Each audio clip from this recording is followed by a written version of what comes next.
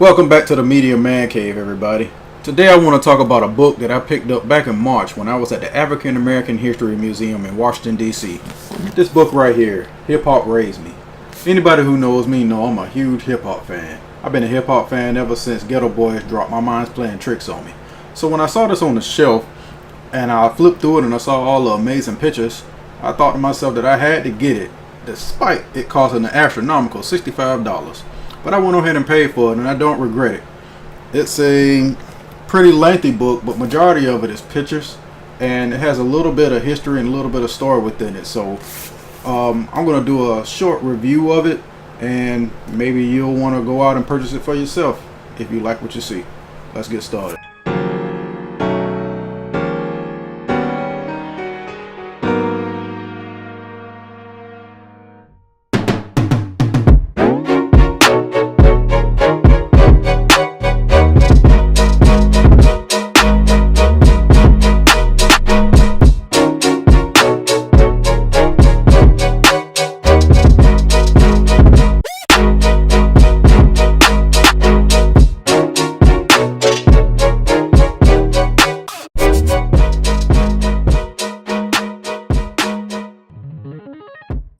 Hip Hop Raised Me is authored by DJ Semtex, a Manchester-based DJ who was notable for having only one arm after having to have it amputated at the age of 16 following an illness. Both he and Public Enemy frontman Chuck D provide the foreword and intro for the book. Chuck D discusses the hip-hop scene in London as well as how he met Semtex, while DJ Semtex talks about his upbringing and his condition that caused him to lose his arm. Semtex reveals a story of how a kid told him that his life was over and how he used that negativity to motivate him to become one of the industry's most famous DJs across seas and here in the US. Hip Hop Raised Me is organized into 9 chapters, with the first 3 giving a history on the art form from its beginnings in the Bronx during a back-to-school party DJed by DJ Kool Herc to the late 90s, which the book signifies as the ending of the Purple Era, which is an era I don't think I've ever heard of, or at least I've never heard it called that. Each chapter starts by defining each title like Long Live the DJ for chapter 1, which is about the early days of DJing and MCing. It then gives a few short story paragraphs about the chapter topic that provides a brief but for the most part very informative history lesson on artists, producers, and even music execs that help shape and grow what we know and love about the culture today. The remaining chapters abandon the chronological history lesson in favor of more personal storytelling, like in chapter 5's Defining Triumph chapter. It talks about overcoming adversity to make it in the rap game, a chapter that most likely hits close to home for the author. It's followed by a chapter on Barack Obama's impact on hip-hop, one about foreign rappers making a worldwide impact, and one dedicated to white rappers. And lastly, there's also one on rap privilege, a visual chart that outlines how other rap artists benefit from other rap artists either through getting their own label or managing side projects. Mixed in with these stories are rare pictures and album covers. To me, this is the main selling point of the book. I can't help but feel nostalgic when I see long forgotten album art or magazine covers from the 80s and 90s. Each photo has a credit for the photographer, and some even have small anecdotes from the photographer telling you how they set up the shot or why they chose that location for the shoot. Sometimes these little side stories can even serve to provide new insight to something you probably never knew. Like one photographer's story on how the notorious B.I.G. and Faith met, or the story behind Tupac's final tattoo. Some of the stories are told from the point of view of hip-hop greats like Nas and famous fans like Chris Rock. These photos are like stepping into a time machine and giving you a view of what life was like for these artists during their prime, whether they were working, tired from touring, or just enjoying time with friends and goofing off. The selection of photos is top notch, and even if it was just a book about photography, it would still be worth a look for the photos alone. In some chapters, there are timelines that give important dates that are important to hip-hop history. Some are given, like the dates that Tupac and Biggie are shot.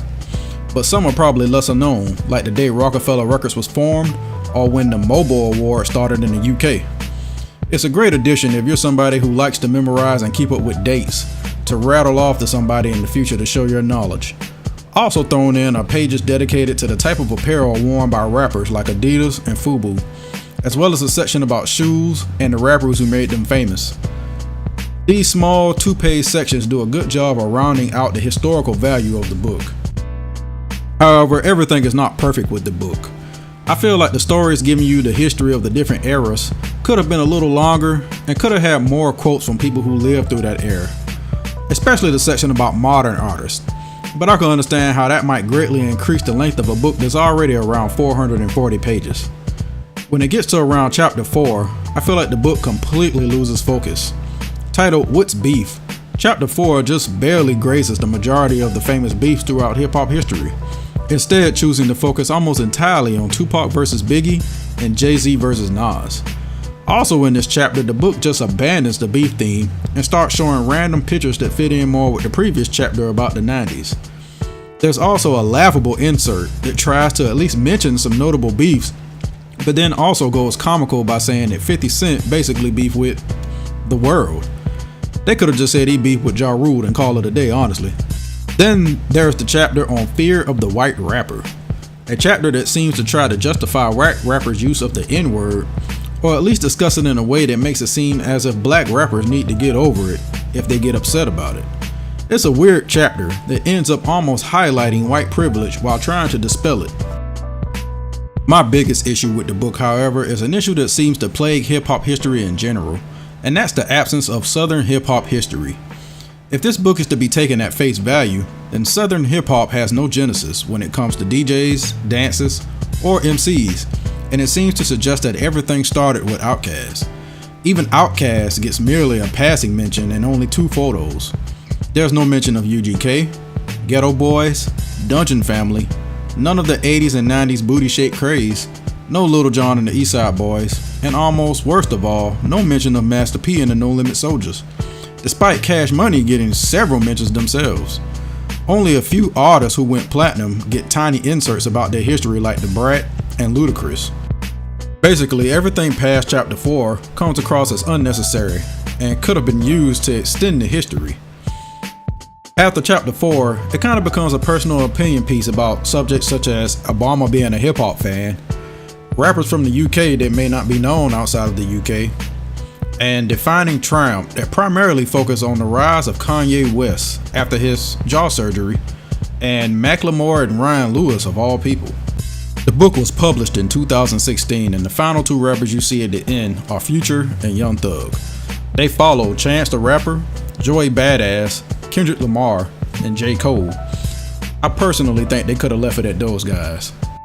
Overall, if you love 80s and 90s hip hop, and you like looking at old pictures or album and magazine covers, then this is so far the definitive experience for you. The book starts out strong in the storytelling department, but takes a dive about halfway through. If the history was the only thing it had to offer, I might be hesitant to recommend it.